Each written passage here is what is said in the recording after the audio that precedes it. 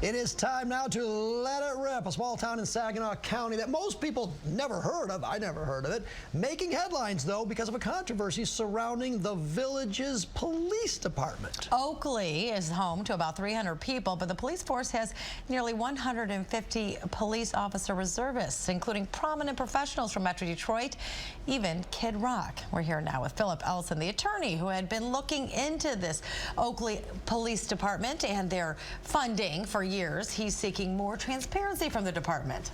And next to him, Rick Ector. He's concerned about some of the reservations. He only cares about having, they think they only are there to have some privileges for guns. And Macomb County Sheriff Tony Wickersham, he also relies on reserve police officers. Now, we did invite the Oakely Chief of Police to join us on the show, but our requests were not returned. All right, let's start with you here. As I understand, Oakely is a small town. They want reservists, and they apparently, if you make a donation, you can become a reserve police officer. What's wrong with that? There's nothing illegal about that, is there? Well, actually there is. The Michigan Attorney General's office, through the state licensing for the police officers, has basically said you can't pay to play. You can't be a phantom philanthropist, buy your way into a police department, and act like a police officer. And but some of those people, there's about 150 of them, some of them didn't pay one penny, and they got the badge, and they're a reserve police officer. Well, the way it works right now is that that's what the standing is right now, and that's the issue that we're trying to bring forward to say, is this right? Is it right that you're able to go in, buy your way into a police department, and become an officer with a sidearm, with whatever authority you have, to be able to go on out and enforce the laws of the village, the state, and the country? All right, Phil, now through your FOIA, through the Freedom of Information Act, and you've been on this for about 2 years now, Correct. Trying to get this information, you found some very interesting people who were on this list. Correct. Kid Rock, an NFL player, millionaires. I mean, we have a list that we're going to eventually put up. But why would, and here it is right now, Matt Conway, Matthew Cullen, Herschel Fink, we know him, an attorney for the Free Press, Jason Fox. It goes on and on. Why would someone living in Metro Detroit want to be a reserve officer up in Oakely? That's a question I would love for these reservists to answer, because no one has answered that question thus far. In 2.5 years of litigation, we've only can speculate that there are some benefits to being a reserve officer, that you become, by becoming this reserve officer, you get an enhanced or a non-restrictive CPL gun license. And the only thing we can conclude is based on the fact that almost all, with the exception of one reserve officer, lives 1.5 hours to 2 hours away from this village that literally is 1 mile by 1 mile. Like zero crime. But Rick Ector, don't you think, though, that these reserve officers, I mean, they're not just giving guns away. They still have to have a CPL license. They still have to have some training, don't they?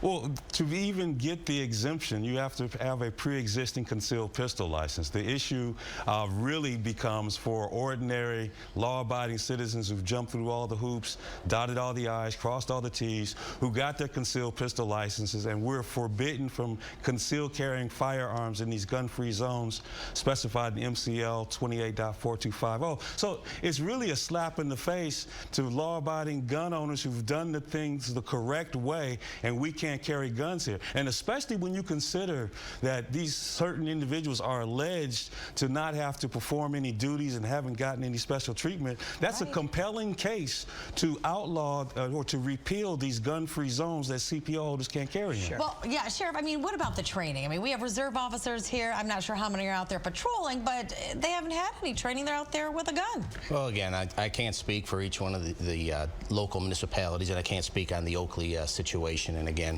you know, my opinion at this point, you know, probably an overkill with that amount of numbers. We're an organization of 513 full-time employees. We have 246 reserves. Each one of those reserves, there's 100 that under state law can enforce the marine safety law. So they have a legitimate working ability out on the water. We have about 30 that can do parking enforcement.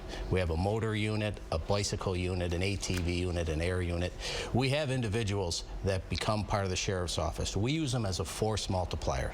None of these reserves get in a patrol car and augment with our deputy sheriffs. But that's not the case in all different places. That is not the case, and again, that's why I can't. But they require training. But they do require training. We put each one of the reserves through our own in-house reserve academy. We give them training throughout the year, and we require them to work at least 40 hours a year in their specific detail. Yeah. Does it worry you if there's a reserve officer that may be able to have now the badge and the gun, but not the training that goes along with it? Well, that would be a concern. Again, I meet with each of the reserves, and they come to me after their graduation. They'll say, well, Sheriff, am I going to get in trouble if I shoot somebody? And I'm going to say, well, you know what, we're going to look at each of the situations, but I'm going to tell everybody, and I meet with them, I say, listen, the thing that's going to get you in trouble as a reserve officer is when you invoke the fact that you're part of the Macomb County Sheriff's Office when you're not supposed to. That's going to get you removed from the unit. But let me get Philip in here again. I'm in a little trouble with this thing. Why do you care? So what? If Kid Rock wants to be a reserve police officer in some city I never heard of near Saginaw, who cares? Well, I think we just heard the very problem right here. The first thing the reservists it sounds like are being asked of the sheriff is what happens when I shoot somebody. They go to prison. The first thing they're asking about, what happens when I shoot somebody. They go to prison. That's the problem right there. These guys, at least I can't speak to the sheriff's program down here, but at least in Oakely what's happening is they're being portrayed as that they're assisting the community with hot dog roasts and Halloween candy and little fundraisers and things of this nature. They're not doing that. Instead, they've got they're required to be armed. They're required to do individual acts on behalf of the police department. What happens to the small town if, for example, we see the story in Oklahoma right now. What happens if a small town, someone has to shoot somebody in a small town? Who's responsible? Let's look at this one particular. Let's look at this one particular aspect. As of now, at least what has been reported in the media, I don't think we've heard of any circumstances in which a reserve officer, whether it's a program, whether it requires training or not, that they've actually broken any laws or have actually caused any problems. And so in this particular circumstance here in the state of Michigan, that's a compelling argument that law-abiding citizens who have concealed pistol licenses should be afforded the same opportunity to be in these gun-free zones. So they should be in the ballpark, they should be in the bar, the only reason that keeps us from having an exemption is a $2,000, $3,000 donation. That's inherently unfair. Do you think everybody's going to be lining up now? Maybe Oakley is doing this as a protest, though, because of what you're talking about. Maybe Oakley says that all law-abiding citizens should have the ability to carry their guns in what we now know as we're talking about CPL holders. CPL holders, not CPL holders, and I think the individuals, whether they're in a reserve program that requires training or not, I think that in the absence of information that says to the contrary, they've proven that they can be responsible with that responsibility. Should CPL holders be able to carry their guns in gun-free zones? I think they should. And again, honestly, there was legislation out there. Let's look at this situation. We give them the training. They get the additional training. That's what the law was going to say before it died at the legislature. But what you have is if you're driving to the ballpark and you get out, where's that gun going? In your car. In the car. You're going to the daycare to drop your child off. Accidents happen. You want to bring that gun into the daycare. Responsible gun owners to drop off their child and get back out. That's an excellent point because if a criminal was actually intent on stealing guns, he would go to these gun-free zones and steal them out of cars. Could this be going on in other communities that we don't know it? More on this section of Let It Rip when we come back.